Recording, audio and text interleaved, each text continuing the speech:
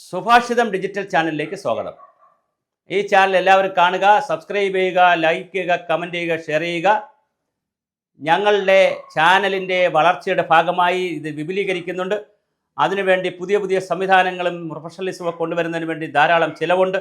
അതുകൊണ്ട് തന്നെ ഞങ്ങൾക്ക് ചെറിയ ചെറിയ സംഭാവനകൾ നിങ്ങൾ അയച്ചു തരണം. ഇതിൻ്റെ ഗൂഗിൾ പേ ഞങ്ങൾ വച്ചിട്ടുണ്ട്. പരസ്യങ്ങളും നിങ്ങൾ നൽകി സഹായിക്കണം. ആശാ വർക്കേഴ്സിൻ്റെ സമരം ഏകദേശം 6 മാസം പിന്നിടുന്നു. ഇതിനിടയിൽ ആശാ വർക്കേഴ്സിൻ്റെ സമരത്തെക്കുറിച്ച് നിരവധി വീഡിയോകൾ ഈ നമ്മുടെ സുഭാഷിതം ചാനൽ ഡിജിറ്റൽ ചാനൽ ചെയ്തിരുന്നു. ഗ്രീൻ ഗ്ലോബൽ എൻ്റെ തന്നെ മറ്റൊരു ചാനൽ ഗ്രീൻ ഗ്ലോബലിൽ ചെയ്തിരുന്നു.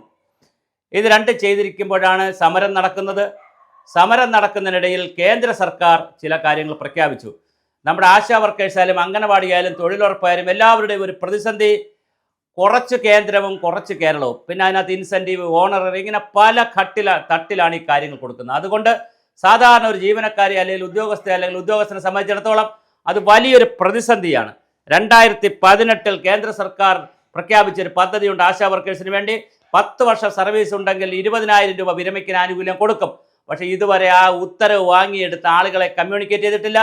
അതുകൊണ്ട് വിവരാവകാശ രേഖ വഴി എടുത്തിട്ടുള്ള വിവരങ്ങൾ വെച്ച് ലഭിക്കുന്നതായി പറയുന്നു. ആരും തന്നെ അതിന് അപേക്ഷിച്ചിട്ടില്ല, കൊടുത്തിട്ടുമില്ല. അപേക്ഷിക്കണമെങ്കിൽ എന്ത് വേണം? ഇങ്ങനെ ഒരു ഉത്തരവുണ്ടെന്ന് നാട്ടുകാർ അറിയണം, ആശാ വർക്കേഴ്സ് അറിയണം. അങ്ങനെ ആരും അറിയിച്ചിട്ടുമില്ല, അപേക്ഷിച്ചിട്ടുമില്ല. അങ്ങനെ 2018 മുതൽ വിരമിച്ചിട്ടുള്ള കഴിഞ്ഞ 6-7 വർഷമായി വിരമിച്ച 10 വർഷമായിട്ടുള്ള ആശാ വർക്കേഴ്സിന് കിട്ടേണ്ടുന്ന 20,000 രൂപയിൽ ഒരാൾ പോലും പണം വാങ്ങിയിട്ടില്ല എന്നുള്ളതാണ് കേരള സർക്കാരിൻ്റെ കണക്ക്. അതുപോലെ തന്നെ ആ 20,000 രൂപ 50,000 രൂപ ആക്കിയിട്ടുണ്ട്. അപ്പോൾ ഇനി വിരമിക്കുന്ന ആളുകൾക്ക് 50,000 രൂപ കിട്ടും. 1,500 രൂപ ജൂലൈ മാസത്തിലാണ്. ഏപ്രിൽ മാസത്തിൽ തന്നെ കൂട്ടി ജൂലൈയിൽ അതിൻ്റെയൊക്കെ ഓർഡറും വന്നതാണ്. കേന്ദ്ര സർക്കാർ 1,500 രൂപ ഇൻസെൻറ്റീവ് കൂട്ടിയിട്ടുണ്ട് ആശാ വർക്കേഴ്സിന്. അതും വാങ്ങിയെടുത്ത് കൊടുക്കണ്ടേ? എന്താണ് ഇവിടെ സംഭവിക്കുന്നത്? ഒരു വശത്ത് കേരള സർക്കാർ കൊടുക്കേണ്ടുന്ന പണം കൊടുക്കുന്നില്ല, അല്ലെങ്കിൽ കൂട്ടേണ്ട പണം കൂട്ടുന്നില്ല. അതിൻ്റെ സമരം നടന്നുകൊണ്ടിരിക്കുമ്പോഴാണ് കേന്ദ്ര സർക്കാർ അനുവദിച്ച പൈസയും കൊടുക്കുന്നില്ല. നിഷേധത്തിൻ്റെ പേരിൽ ഇരട്ടി നിഷേധമാണ്. കൂനിന്മേൽ കുരു പോലെ. ഉള്ളതും കൊടുക്കുന്നില്ല, വല്ലവരും തന്നാലും കൊടുക്കുന്നില്ല. എന്തൊരു കഷ്ടമാണ് ആശാ വർക്കേഴ്സിൻ്റെ കാര്യം. നമ്മുടെ രാജ്യത്തെ ഇത്തരത്തിലുള്ള തൊഴിലാളികൾ, ആശാ വർക്കേഴ്സ് എന്ന് പറയുന്ന 10-25,000 ആളുകൾ വളരെ വലിയ പ്രതിസന്ധിയിലാണുള്ളത്. അപ്പോൾ നല്ല രസമാണ് നമ്മുടെ കാര്യങ്ങൾ ആലോചിച്ചാൽ. ഒരു വശത്ത് ആശാ വർക്കേഴ്സ് ഇങ്ങനെ അംഗൻവാടികൾക്ക് ഇങ്ങനെ കൊടുക്കുന്നു, നിർമ്മാണ തൊഴിലാളികൾക്ക് ക്ഷേമനിധി കൊടുക്കുന്നില്ല. അങ്ങനെ ആലോചിച്ച് കഴിഞ്ഞാൽ ഒരു ക്രോസ് പ്രൊഫൈൽ ആളുകൾ, അതായത് നിരാലംബരും നിരാശ്രരുമായ ഒരു സംഘം ആളുകൾ രാഷ്ട്രീയ പാർട്ടികളെയും യൂണിയനുകളുടെയും സംഘടനകളുടെയും കെട്ടുപാടുകളിൽപ്പെട്ട് വളരെ കഷ്ടപ്പെടുന്ന ഒരു അവസ്ഥയാണ് രാജ്യത്ത് കണ്ടുവരുന്നത്, സംസ്ഥാനത്ത് കണ്ടുവരുന്നത്.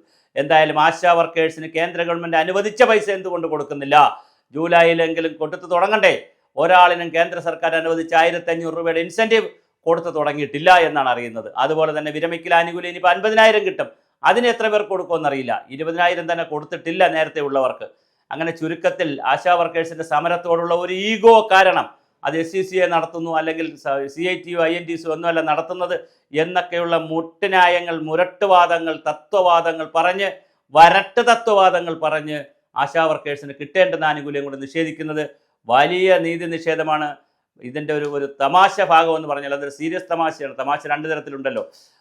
വലുപ്പമുണ്ട്, കുറച്ചുകൂടെ സീരിയസ് ആയൊരു തമാശ ഉണ്ടല്ലോ. സീരിയസ് ആയിട്ടൊരു തമാശ പറഞ്ഞാൽ ഇതെല്ലാം സ്ത്രീകളാണ്.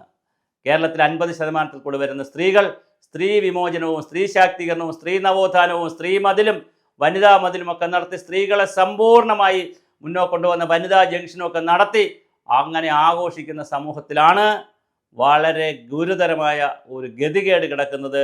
പാവപ്പെട്ട സ്ത്രീകൾക്ക് ആരും നോക്കാനുമില്ല, അത്താണിയുമില്ല. കേന്ദ്ര ഗവൺമെൻറ് അനുവദിച്ച പൈസ പോലും വാങ്ങിയെടുത്ത് കൊടുക്കാൻ ഇവിടെ ഇരിക്കുന്ന IASകാർക്കോ മന്ത്രിക്കോ ഉദ്യോഗ സംവിധാനത്തിനോ സമയവുമില്ല, സാഹചര്യവുമില്ല. എന്തു ജനാധിപത്യമാണെന്ന് ആരോടാണ് ചോദിക്കുക എന്നുള്ളതാണ് ഇപ്പോഴത്തെ കേരളത്തിലൊരു അവസ്ഥ. ചോദിക്കാൻ നമുക്കൊരാൾ വേണ്ടേ? ഉത്തരം കിട്ടിയില്ലെങ്കിലും ചോദ്യങ്ങൾ കേൾക്കാൻ പോലും ആളില്ലാത്തൊരു സമൂഹമായി നമ്മൾ മാറിയിട്ടുണ്ട്.